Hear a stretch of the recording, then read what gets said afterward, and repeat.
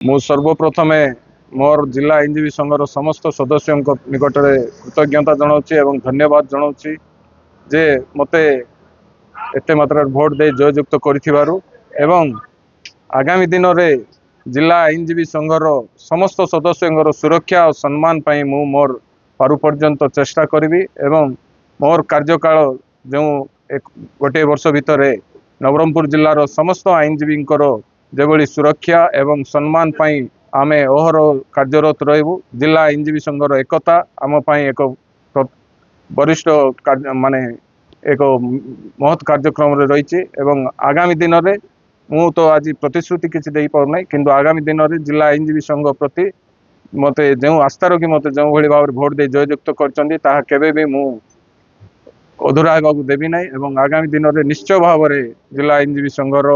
एकता आम चेष्टा करें। कौन से कारण नवरंगपुर और अन्य तीनो स्थान में वकिल संघ निर्वाचन स्थगित होता जहाँ राज्य अधिवक्ता परिषद निर्देश क्रमे 23 तारीख दिन निर्वाचन करने निर्देश क्रम नवरंगपुर में श्री संतोष कुमार मिश्र सभापति भाव विजय लाभ कर श्री तपन कुमार सिंह संपादक भाव विजय लाभ कर सर्वमोट 175 खंड भोट पड़ता से मध्यरु श्री संतोष कुमार मिश्र 99 खंड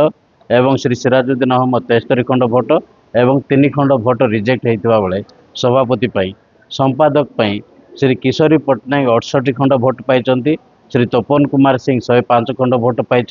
एवं रिजेक्ट 2 खंड भोट रिजेक्ट होता सर्व माने मोटामोटी भाव शांतिपूर्ण भाव होता कौन से बाधा विघ्न ए नाला। श्री संतोष कुमार मिश्र 26 खंड भोट विजय लाभ करथिबा बेले तपन कुमार सिंह 37 खंड भोट विजय लाभ कर संपादक।